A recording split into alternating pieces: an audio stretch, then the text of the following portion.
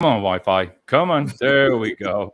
Hey, good evening, everyone. Dave Wilson of the Ring of Hire Show. Hey, it's Wednesday night, and guess who's back? How you doing, Kylie? I'm good. Hi, guys. What, were you on a little vacation? Moving, packing and moving. So many boxes. Oh my God, it's good to have you back and talk. But we got a great show tonight. Kylie's going to talk about what happens when that green banner comes down after that job, after you get it. So we'll be right back after these messages.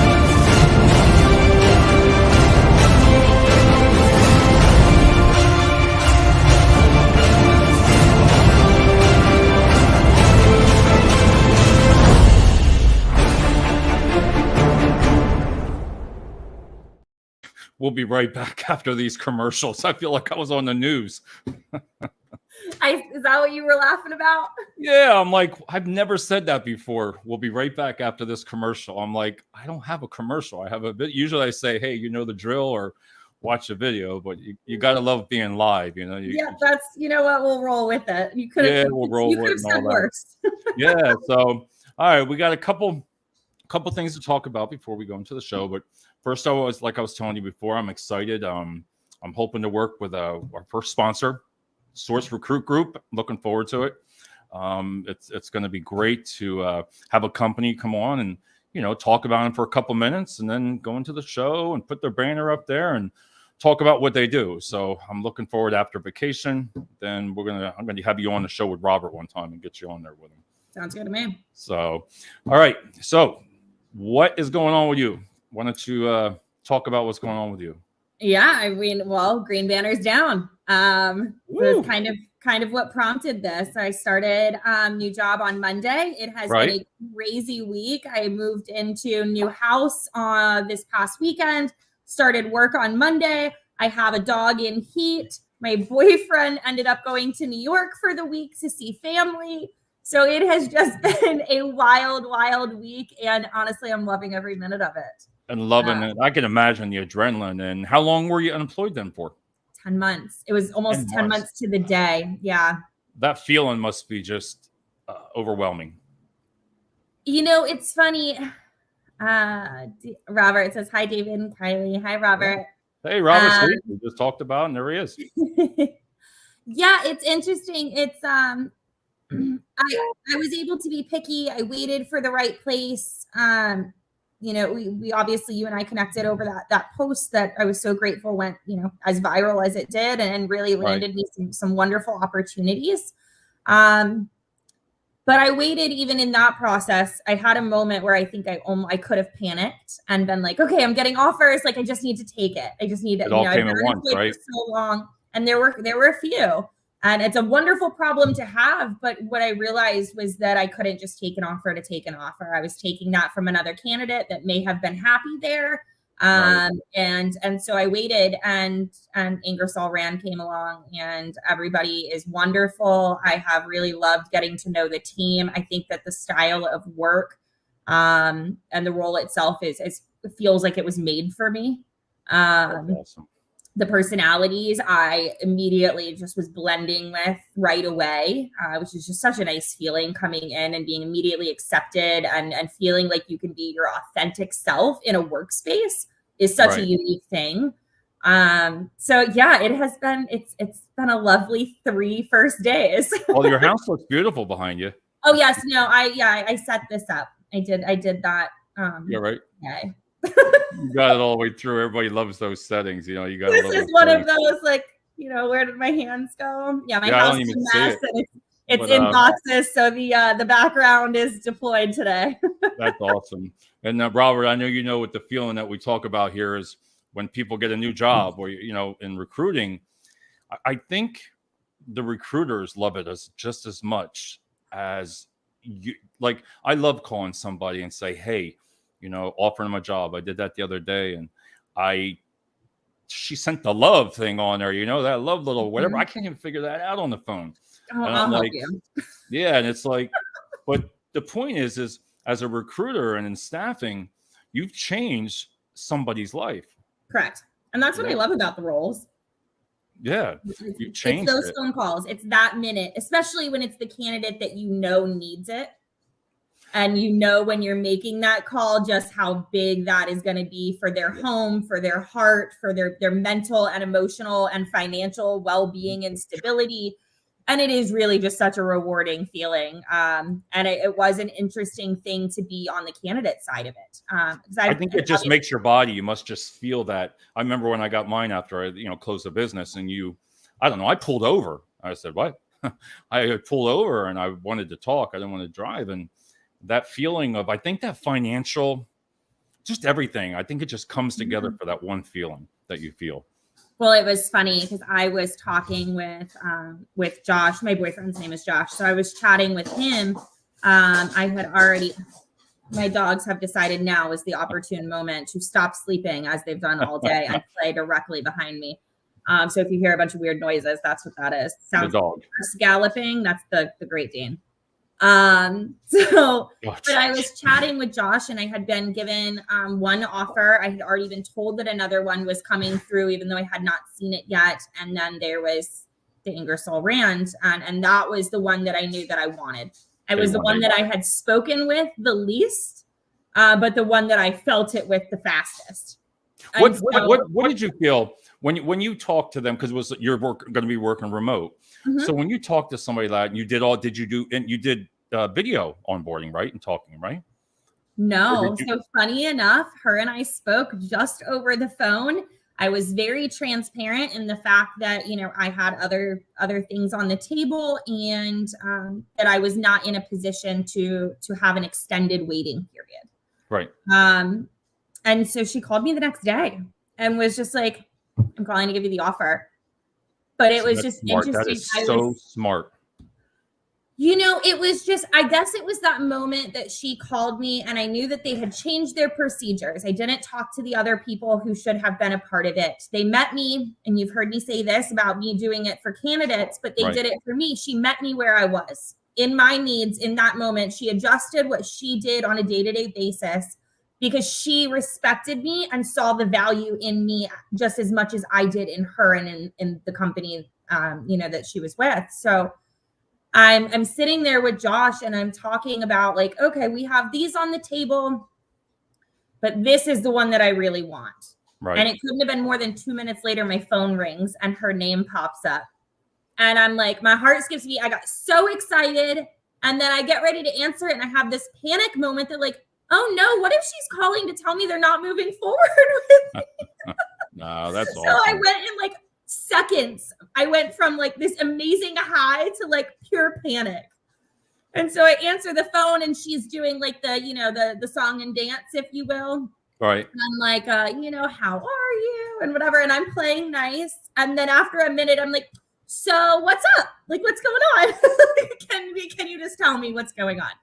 And she was like, nope, I'm calling to extend the offer. And it was just like, and I just felt it. I knew after the first conversation with her that this was the right place for me. So yeah, having that feeling reciprocate. It's like dating, in that kind of situation. It's like, okay, well, I really like you, and I think we'd be a good fit, but do you feel the same way or not? And so yeah, getting that phone call and having her adjust her processes and procedures because she saw the value in bringing me on board was very validating in my quickness of decision with her also.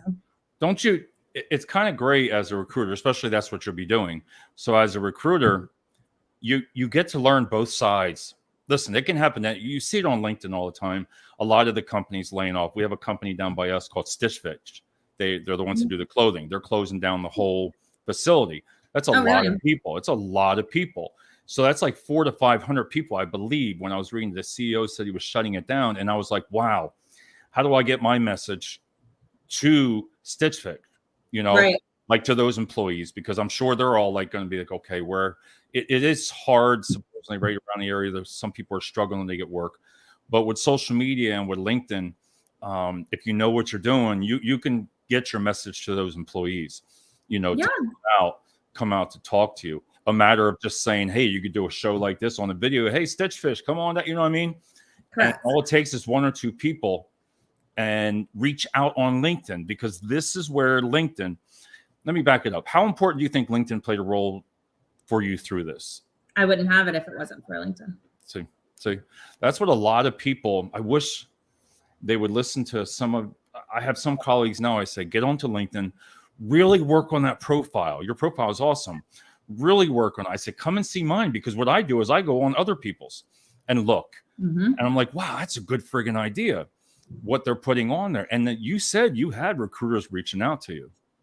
I did. And, you know, it wasn't because of my profile, though. It was, I think it was strictly that post. That post just did something. And so people started to reach out. And that really was, you know, where I got so fortunate. And I think also really is a big part of what made me say to you, like, well, we need to talk about what happens when the banner comes down, because I was fortunate enough to have multiple offers, which means that I already know for sure of 2 other companies who haven't filled that position. And that's what you wanted to talk about tonight. I know it's real dear to you, because you feel like, listen, you know that feeling. You have 2 other companies. Now I'll let you discuss what you were saying, but I think it was very heart touching when you said it. It's a big, it's the pay it forward mentality. Yeah. I was so fortunate to create just such a vast network over the course of 3 weeks. 3 weeks. While that post blew up, and then the interview process happened. And before I announced that I had taken a role, there was a lot of communication over that 3-week course. And so now I have all of these people that are in my network that some of them I know are looking. Right. But now there are so many who had come to me to set interviews with me. I had to cancel interviews. So I know that there are people who are still looking for people to employ. So what did you do? So did you, like, I feel like what you're saying is like, it's a great referral. Like, if I knew a company right now that was hiring a position that you were talking to, would you go out on LinkedIn and do a post again and say, hey, listen, or would you call this is where networking with people on LinkedIn really look like Robert. We just met, and I talked about Robert. Look how we just met, and we're talking. Tomorrow it could be somebody else, a great person, and you form that bond. Now, whenever you need something, you're going to reach out. Yeah, but I think for me, it just becomes even bigger than that, right? Like, there's this situation where you get a new job, and it's that minute to breathe, right? And then something happens, and you start to forget, because your life is not scary anymore, right? And you don't have to focus. And now you're focused on learning a new job. You're training, and you're trying to build relationships, and so all of that time that you were spending on LinkedIn and trying to find a job is now being devoted to the job that you've acquired. Right. And so I think what I want being put out to people now is take 15, 20 minutes a day, even after you get that job, right, and go in and see if there are people that you can refer to one of the people that you either interviewed with or were going to interview with, that you know are looking for people that have the same skill sets as the people in your network. Yep. Especially for me, so many people shared that post, even people who were unemployed, who were also looking, who were really my competitors, and they were still commenting for better reach. They were sharing the post.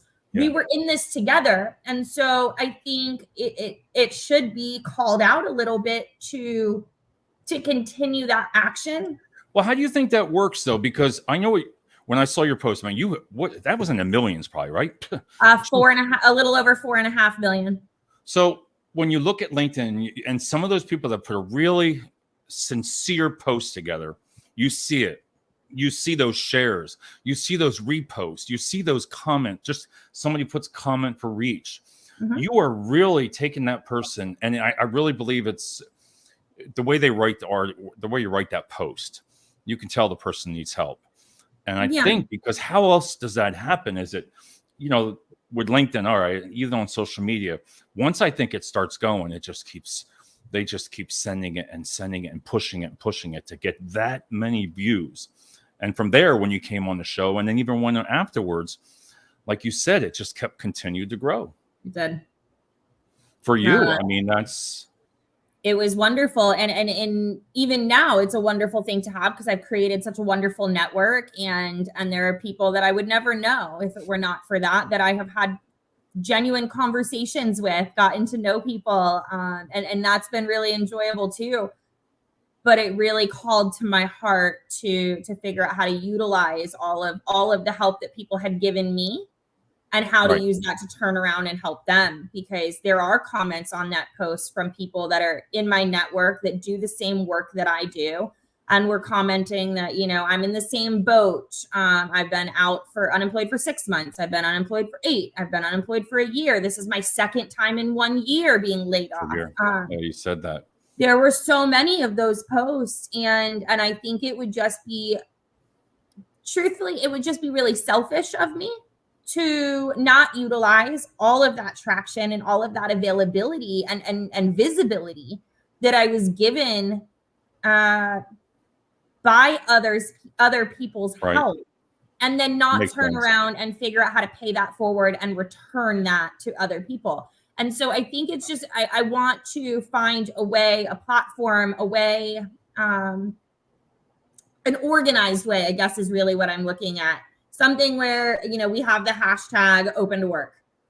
Well, how important do you think the hashtag open to work and that green banner, example today, like for Robert with the industry, right? So I went on there, I typed in open to work car industry. Let's just say that, right? So people's names, when you do that and you put locations, people came up with all the green banners. There was a lot of them on there that don't have that.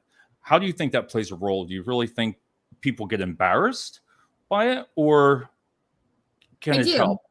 I don't think, just statistically, some of the stuff that I've looked at, it doesn't seem that the banner itself really does anything. Right. I think that's more almost. Well, that blew my question out of the thing. I was saying, I thought that we were going to come back and say, yeah, no, I know what you mean, but no, unfortunately, it seems as though it doesn't. I think the actual hashtag itself is incredibly beneficial. For the exact reason that you just mentioned, right? Like, that's a very easy, a sourcing tool, if you will. But I don't think the banner itself does a whole lot. Right. Maybe when they're not everywhere.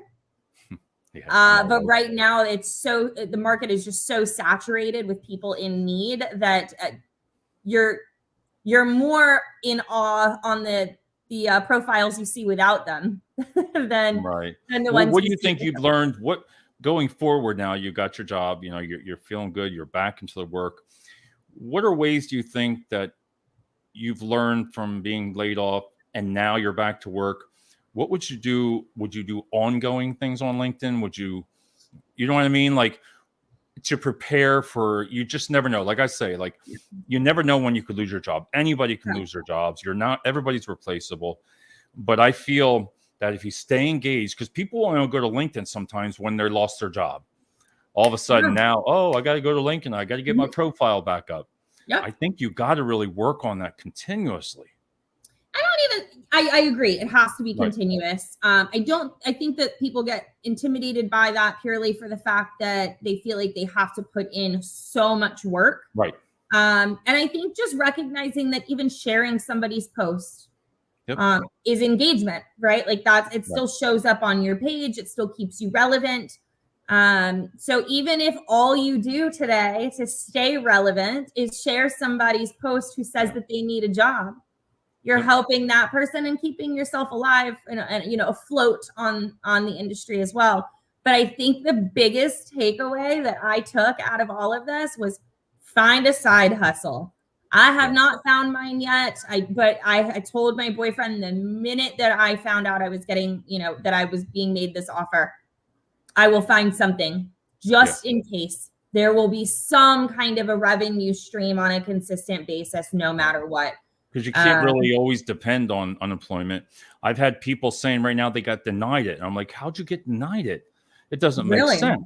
If you got denied, if you're absenteeism, and if it's something like steal, you know what I mean, something really aggressive, you won't get unemployment. They will argue that.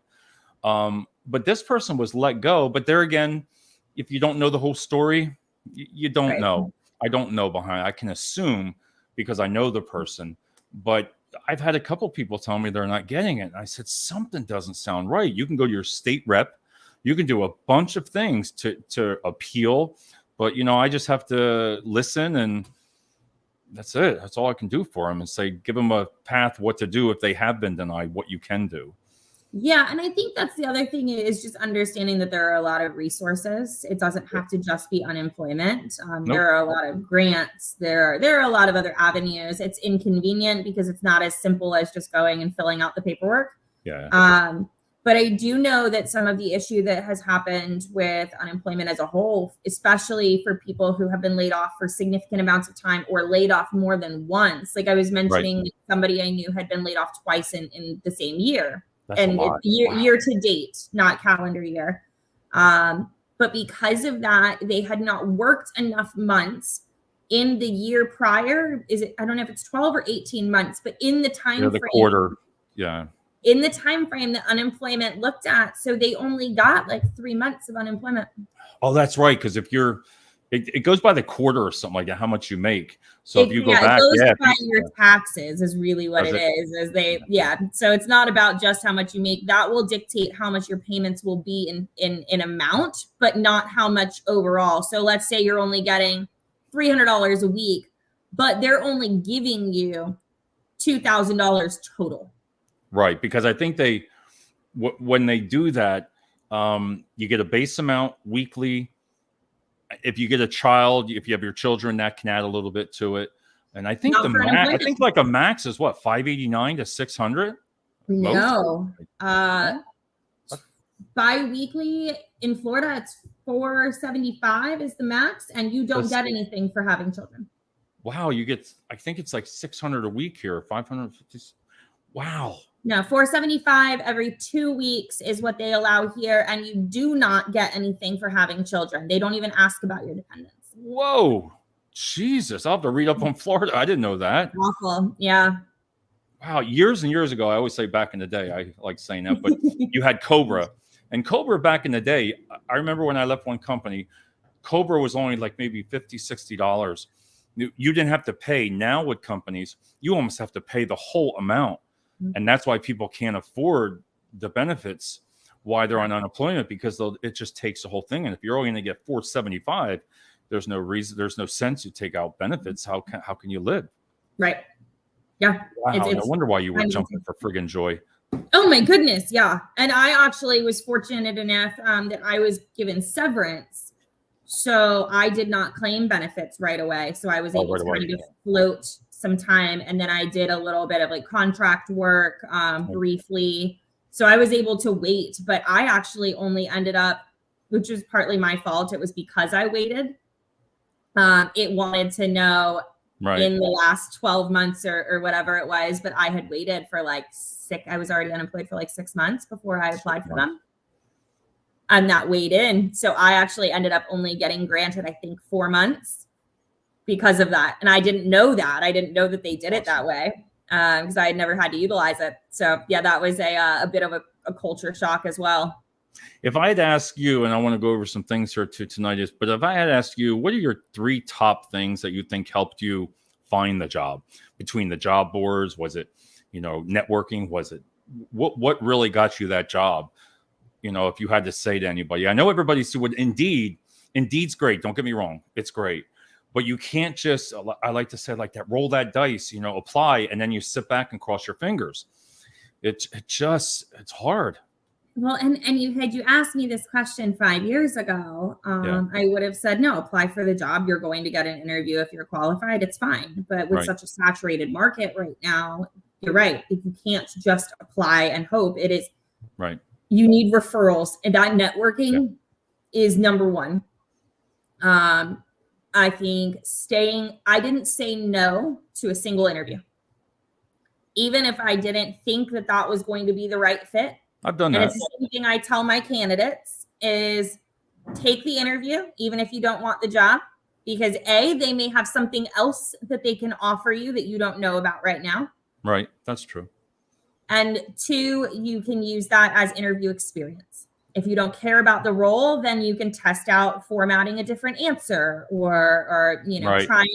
trying, hopefully they ask you a question that you struggled with in the past.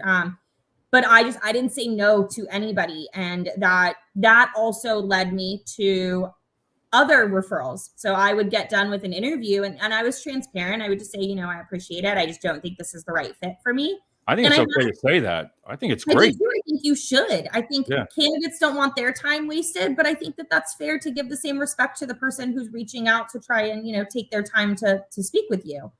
Yep.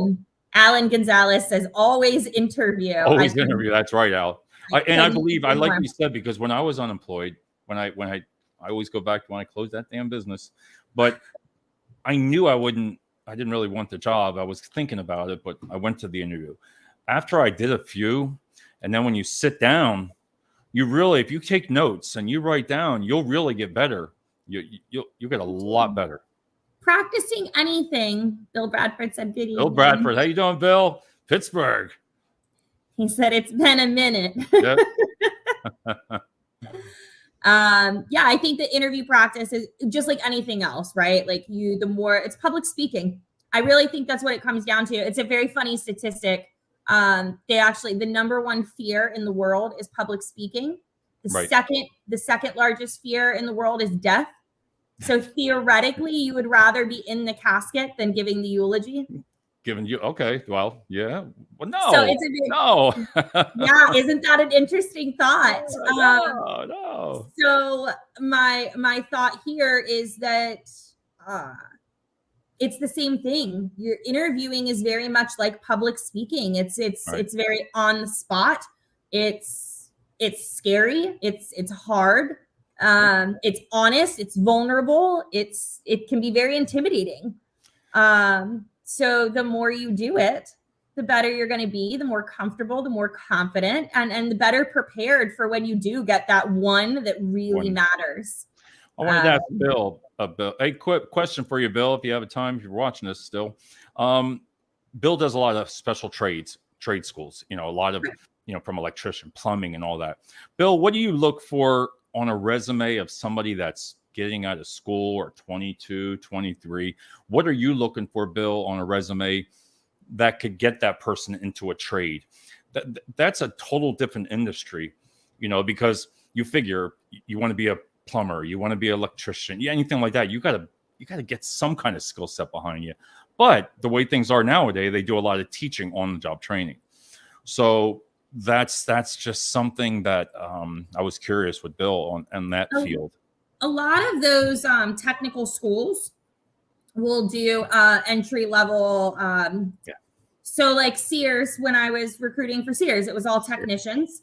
But they had something called a PMT. It was a preventative maintenance technician. And so these were the guys who were entry level, and it was, you have the skill set, you know everything that you need to know, but you have not had the worldly experience to know how to troubleshoot on a dime. So you're worth training, but we don't trust you enough to send you out alone yet. Not yet. So oftentimes that's what it was, I feel like a lot of those technical positions are companies as a whole, and hopefully Bill will be able to weigh in. But I feel like a lot of those make sure that they have an entry level position, because if you can train those guys from the ground up, your retention increases significantly, because those kinds of roles have high turnover. I cannot agree with you more than 1,000%. And I think Bill will say the same thing, because once you start doing that, you really invested in them. Oh, you must know somebody coming up there. Jason Rizzoli. Oh, is that what you say? Yeah, Jason says, if you can't sell yourself, what can you sell? You have to know your own strengths. No, I agree on that, Jason. Jason's going to be the one that we're going on a show with, right? Jason is our HR professional. And it was so funny when I chatted with him the other day. I say the other day, it was probably about a week ago. and asked him if he would be willing to come on as, as our HR guy. And he was like, so you just want me to come on so you can throw me to the wolves, basically. You will, because Jason, I have never in 3 years, Jason, had an HR, because I'm going to say it real quick. HR scares the living hell out of me. I don't care. I'm 57 years old and they don't call me in to say, Dave, you're doing a great friggin' job. Or you're Jason is one of the better ones to talk to, though. Right. He's so level-headed, and he is very well spoken and stays middle ground. So I feel like when it comes to just informational, Jason says he's looking forward to it. So are we. Oh, I'm gonna love it. I'll be preparing for a freaking week for that one.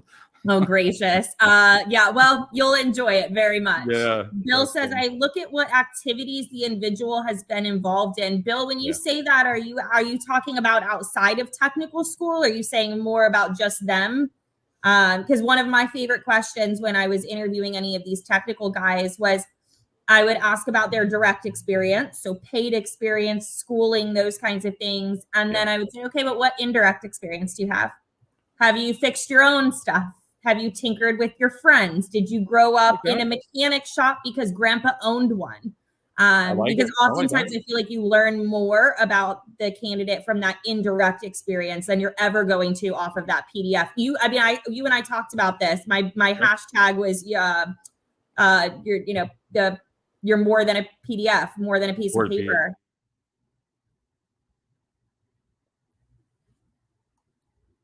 Oh, I think we lost you.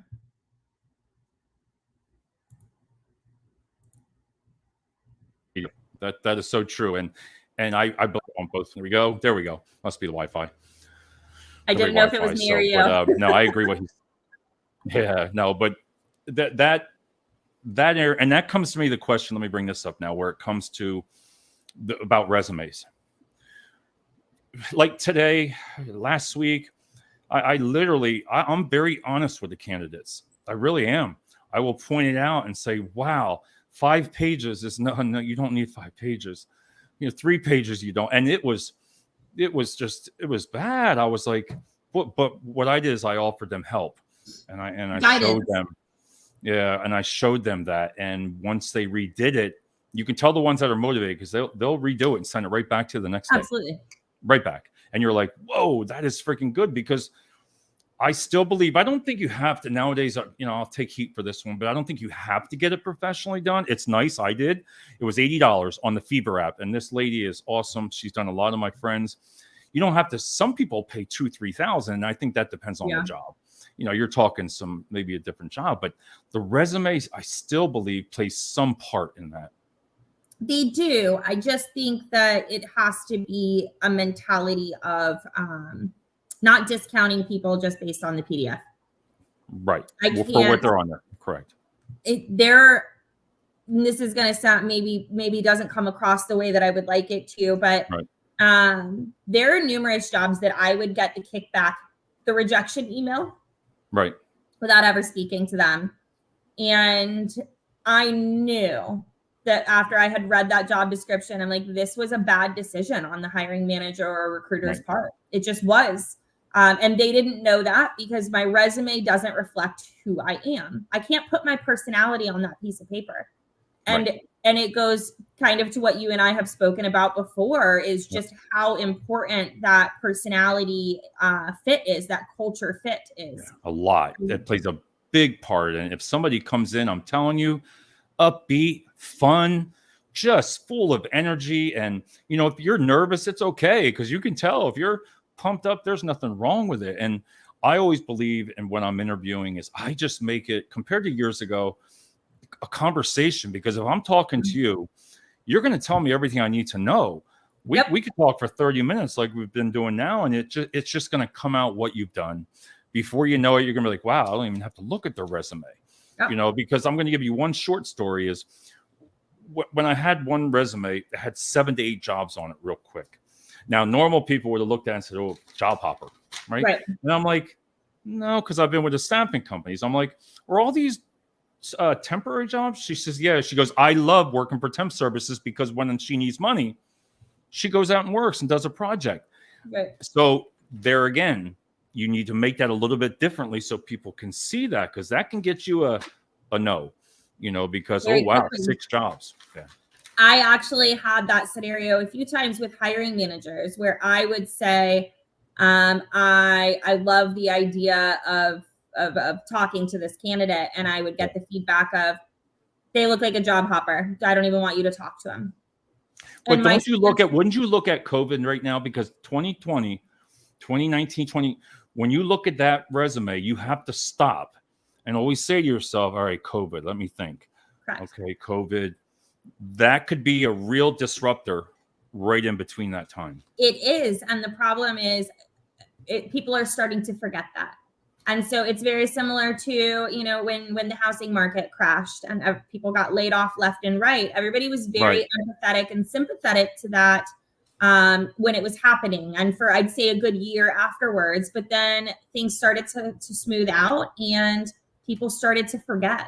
And so then that gap on your resume no longer becomes, oh, this must have been because of that. Now they just look at it and say, okay, you don't look like you can hold, or you're not reliable, or you just didn't work for 2 years. That's weird. How do you think you handle that, though? The way you word that, how would you word it? I actually would put it into my resume as a position. Put it in there, unemployed, and then in it, put why. Don't leave room for people who don't know you to make up their own story about you. You have to feed them their narrative. If you want them to know who you are and why, put it on there. Yeah, I don't see nothing wrong with that. There isn't. And I say the same thing for mothers who. Yeah, because I get some that say they had a birth of the child, they took a year off. There's nothing wrong with that. That doesn't mean you're not qualified.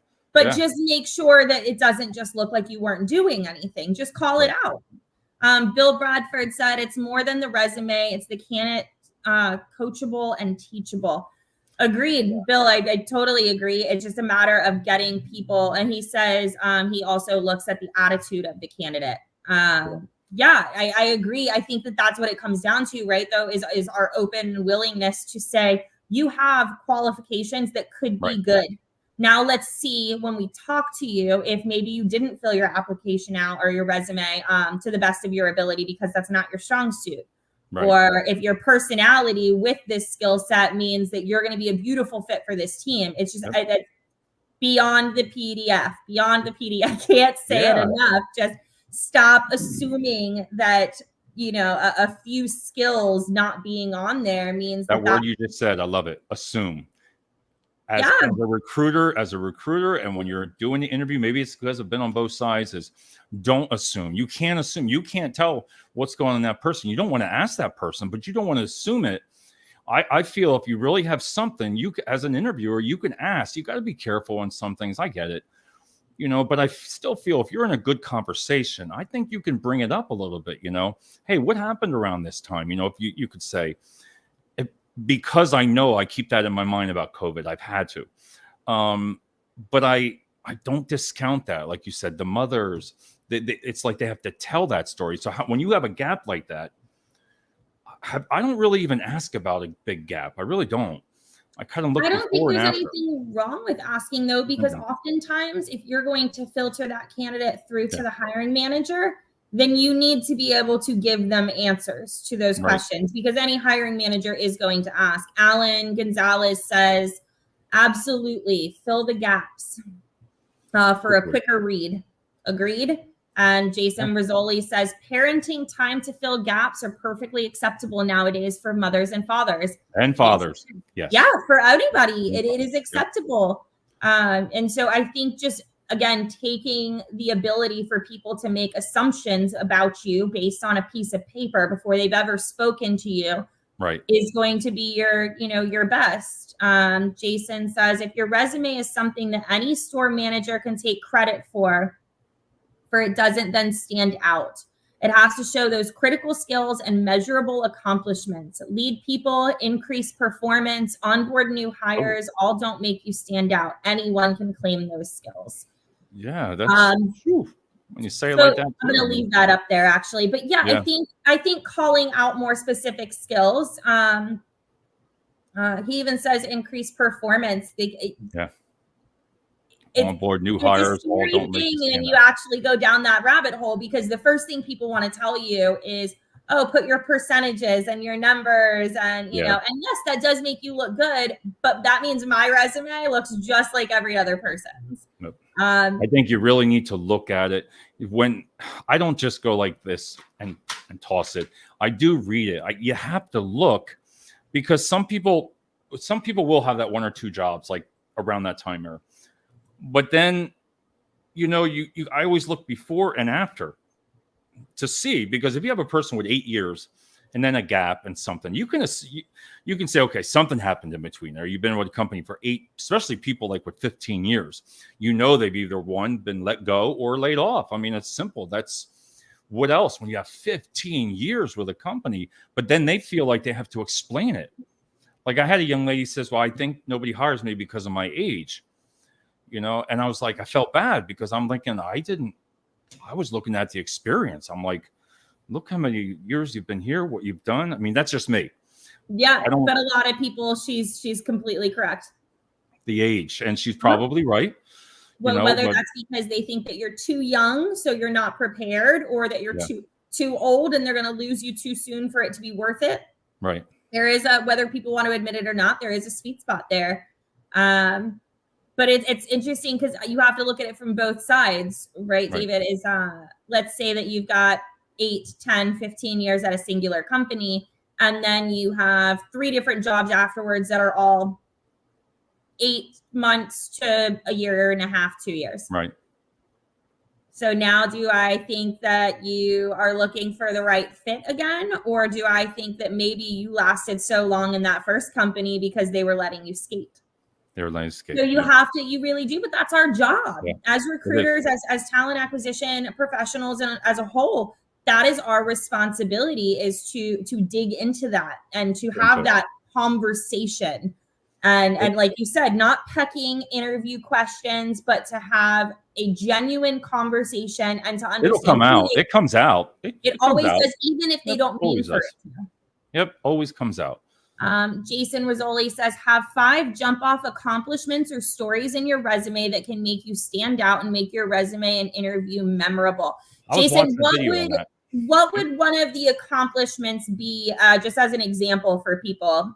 What would you say, like 1 or 2 things that you've even seen on a resume that made it stand out? Stories may be too long for you to tell now, but accomplishments on a resume that made it feel different than the accomplishments of all the ones that you had seen prior. That is, I agree. I agree with what he's saying. There is, you need to put something different. I don't know. When it comes down to the base of the resume, how it's formatted, there's ways that I like, there's ways that I don't. I love video resumes plus the resume with you. I love doing them. I like seeing them because then you can see the personality before you have them come in, because you have a video. That's me. I know people get biased, and I told you this before. Listen, you're biased as a recruiter when they first walk in the door. You're going to either look at them there, you're going to say, well, they're too old, or they're too young, or they don't have experience, or you're going to look at the video and you're going to say the same thing. You shouldn't be thinking those things all the time. Well, it's human nature to think those things. Right. But my mother taught me, and it's one of the best things I've ever learned, is your first thought is not who you are. It is what society has trained you to think. It is your second thought that shows who you are. So it's fine if you look at that person and go, oh, you're too old for this. Yeah, that's your societal, that's your outward thing. As long as your second thought is, sit down, I want to get to know you. What do you feel, though, seriously? I know we hear about the ageism, and we're going over some good subjects tonight. Yeah. Ageism to me is, listen, I'm 57. I don't care anybody when I say my age. I don't care. I always think, where am I going to be in 5 years from now? I don't know. I have some goals and what I want to do. But as you get older, you do think about that. Do you think as a recruiter, I don't feel that way. That's just me, because I am older versus a younger recruiter. Because they could be thinking the same thing. Wow, this person's, the one lady says to me, she goes, Dave, she says, I know people think, and she's telling me this in the interview, she goes, that I may only have like 5 more years left. But she said, I'm going to work hard for those 5 years. I'm going to prove. And I was like, wow, they're the kind of words that I like, because I didn't even assume that. She assumed it. Right. So you brought it out. But I think as a recruiter, you got to just look at things differently, though, way. You got to stop and think.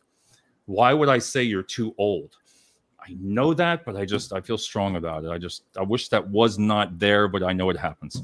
No, I agree. Unfortunately, I think, see, and you know what? I'm going to be ageist in the other direction. I think a lot of what we see when it comes to having those kinds of mentalities is a younger mindset.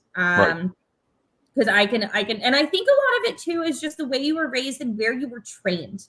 I think where you learned to recruit makes such a difference. If you're starting out recruiting in entry level IT, those are all young candidates that are getting into that and coding, and those are that's a younger marketing. These are all younger people. So if that's what you're accustomed to recruiting, and then all of a sudden you come to Sears and start recruiting senior technicians. Well, see, I could stop you there because I could say Sears. Whoa, how old are you, Kylie? Oh my God, Sears. Remember we talked about that. 34, my friend. I know, but I could sit there and say Sears. I'm like, or Kmart. I'd be like, Kmart, the blue light special. There's still some out there. There is still some Kmarts. You remember the blue light special? Blue light special, yes. Well, I do remember that. But my point there is, like, when you said Sears, remember Matt came on the show and he commented, Sears threw him off. Now, he's a recruiter. He said Sears threw him off. He only met you while you were talking on the show, and he said Sears threw him off. So he must have stopped. Sears, what year is that? 1984, 1987? Yeah, it's not surprising. But let's see. I want to read this real quick, but Bill says, Dave, I have to run. I'm a new grandpa. My daughter that you met via the phone had a beautiful girl. I'm going to see the baby now. Take care. Good night. Congratulations, Bill. Awesome. Woo, enjoy that, boy. Enjoy it. That's awesome. I saw that he was jumping off, so I want to make sure we read it before he left. I keep forgetting you can do that now, so I'm just out of my hands here now. I'm like, no, I'm in it. Yeah. So Jason says, something that you came up with and led that has significant impact on company results, or a process change that led to a significant monetary improvement for the company's bottom line. Yep. Pretty much any significant change or effort that led to a bottom line financial improvement to a company is what I would look for on a resume. Yeah, I love that. It's one of my favorite things to highlight on my resume when I'm talking to people, is that I was with Sears for I think 34. 2 months when I piloted their technician program in the tech schools. And I learned, about 8 months ago, something like that, learned that the program has done so well now that there is a designated recruiter who is actually just the school recruiter. They travel the country and manage this because it had gotten so big, and they're still using quite a bit of the format that I actually from the ground up created. But being in Sears like that, you with the different positions, now I'm just going to say like plumbing, you go to Home Depot, they're a lot older. Some people are older than younger, and that's because of the experience. So you were well diverse within that industry because of all the skill sets. You had skill sets, you had trades, because that is all a trade. If you're coming in to learn plumbing at Sears, it's a trade. Yep, absolutely. So it helped that I was, very diversified. I was running their school program, which meant these are all entry-level guys, very, very young. We're trying to bring them in and create that loyalty to the company, right? We'll train you, we'll bring you in, we'll bring you under wing. But then also your senior guys, you want those 50 something, have been doing this their whole lives, have the patience and the know-how, can troubleshoot without ever picking up a phone or a book. They can look at it, listen to it, and just know what it is. You want those people. You do. You have to. I agree. But it also helps that my dad is a master electrician. Yeah. And owned restaurants, actually called Kylie Subs. And owned a used furniture store and was an auctioneer. So my dad was very much the blue collar, work a day, get your knees and elbows greasy kind of man. So I grew up around that as well, just that respect for what an older age could provide when it came to intelligence and wisdom and hands-on experience. So I think I was fortunate enough to just kind of already have that embedded in me. And I don't know that I see very much of that now. And that makes me feel old to say it, but I'm like the younger kids, I just don't feel like Well, I've been getting a lot of, and I don't like to say, we talk about it because we have to. It's age, younger, older. But when younger people say to you and they come in and, all right, well, I've been with a company for a year and a half. Okay, and why you want to leave? What's going on? And they sit there and say, well, there's no room for an advancement. I'm thinking, okay. There again, I don't assume, but I look at that and I always look before and after, because you can see the progression. You can see either they progressed or that something happened. If you're going back to an entry level job and you were let's say a high end manager or something like middle management, and now you're back to entry level, or like being a supervisor and you're going down. I think you can look and see that a little bit, but again, talk to the person and that's going to come out. It's just going to come out while you're talking.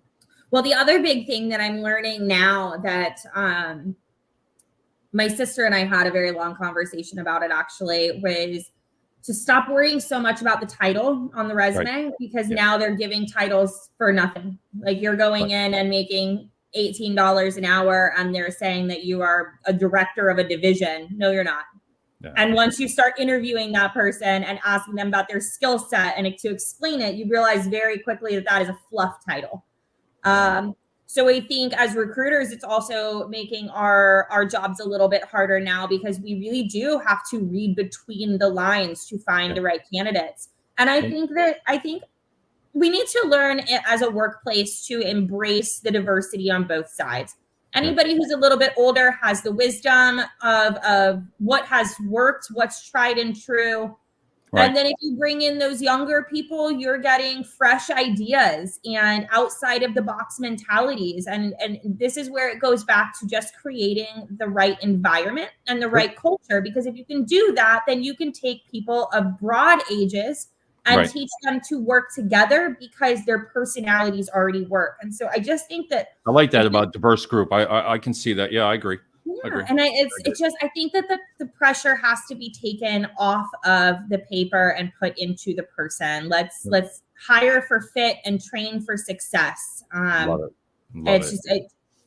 It's hard to base it on the piece of paper. It is, but I'll tell you what. Wow, we're there. Wow, 52 minutes. Doesn't that go fast? We do it every time, David. Look at that. I know you do that all the time. Look at 52. But going back to, and then we'll wrap it up here, what we really originally started the show with, because boy, I didn't even have to use none of my notes again. I love it. You say that every time. I know. I got all these notes. I sit here. I'm going on the show with you. So I'm like, I better have something. I'm going here. I better put it on there. And I don't even have to use it. But the main reason we did this show tonight, and we're going to wrap it up, is Kylie, had recently got a job, and it's about paying it forward. So if you want to touch one more time on that basis, what you mean, what you can do for somebody, I think that'll really wrap it up tonight. I think I could only do so much to encourage other people. But what I can say is that from my perspective right now, I have a really, really large network that is all very recent. And so I'm very fortunate to have a very large network that is still very, very much paying attention to what I do. So to anybody who is out there right now that is in my network, that is looking for anything in, if you're looking for a job in any field, reach out to me. I will see. I think it's great. I would tell you if you're in Florida, I'm in PA, I'd be saying, hey, I heard about this company. If I know something, push it forward, pay it forward. I like that. Pay it forward. So for anybody, if you are looking right now, reach out to me. Let me know. I will see what I can do. If I can't figure it out, I will connect with some people in my network. We will go from there. I am not going to try to pronounce that name. Wow. Good luck with no, come on, you have to read it. I want to hear it. Not the last name. Janjira looks like the first one. And I can't. Wow. Well, they're in Thailand right now. Okay, my relocate in Thailand right now. I'm looking for available position with foreign case to support my life living and traveling to another country. Also, would like to see what position concluded to help hiring. Also, to subcontract works overseas basis. Wow, okay, great. Janjira, go ahead and reach out to me. Send me on LinkedIn. Send me your resume and just a little snippet of exactly what you're looking for. And let's see if we can find you a remote position that gives you the freedom to travel. Yeah, there's a lot of things for remotes that I know people really, if you do your homework, you got to really do your homework and figure out a way, because again, I know I don't want to go off the subject again, but when I see those remote jobs on LinkedIn and there's 4,000 resumes, that's the problem. I'm like, oh, this is where it goes back to, unfortunately, sometimes it has to be who you know. But, and that is why I am offering up the network. I have been so fortunate to amass over the last few weeks. I no longer need to utilize that help in the way that I did. So now let's see who else we can pass that on to. I think the pay it forward mentality has to start somewhere, right? So while I can't force anybody else to do it, we can start and see what happens. I always put my company. I put a company post out saying my company's hiring throughout the United States. I'm like, hey, listen, if you're laid off, go on the website. Here it is. There's a lot of jobs right there. So if anybody's in certain logistics, you know, you go to my website and you go to the page. I'd help anybody. I don't care. Yeah. I'm in the Lehigh Valley area. You know? That's where I am. So and again, if anybody sends me anything and I don't have an immediate, I'll see what I can find in my network, and I'll have David help me out as well, and we'll see what we can do. But let's see how many people we can firsthand get jobs on LinkedIn. Get them a job. But I want to thank you so much. I am on vacation. I am on vacation next week. So what I'm doing on LinkedIn, I will be doing my posts, but I'm going to schedule them out for the whole week. But I'm just putting, you know what? I got it. You got to just let it go. You got to take those. Go enjoy your week. And we will be not available next week, but we'll see everybody. We'll start. Wednesday nights are still looking good now, so we'll have to come up with a good subject. And well, you know what? I think honestly, the 16th, we'll chat with Jason Rizzoli, but I think maybe that's a good one to do. Maybe the night of the 16th, see if we can bring Jason. You know what? When I'm on the beach, I have my HR book. That will be perfect. You're going to study. If we set it up for that Wednesday with him, when I come back, I won't have to prepare because I'm going to be on the beach. I love reading on the beach, and I'm taking that thing with me. It's only got 1,000 questions, so I'm going to pick out the ones I want to ask. So we'll do that. I think that'll be a great show. So no, I think so too. And Jason, I adore him. He really is just a very enjoyable human to talk to in general. He's very knowledgeable, and he's got a great personality. I think you guys will get along well, and I adore him. All right. Well, we'll be back. I'll set up the. Well, Jason says study up. Hey, Jason, you're on here. How about the night of the 16th at 8:00? Yep. There you go. We're putting you on the spot. So there it is. I'll be studying up. So Kylie, thank you so much, and everybody, and we'll see you back the following Wednesday, and we will see Jason that day. So and I won't have a fake background on the 16th because my house. That's right. Yeah, that's right. I kind of like it, so you know. So all right. My actual house is going to look maybe not nicer than the fake one, but it'll look nice. Oh, good. All right. We'll see you very soon. We'll talk right after this. Talk to you soon.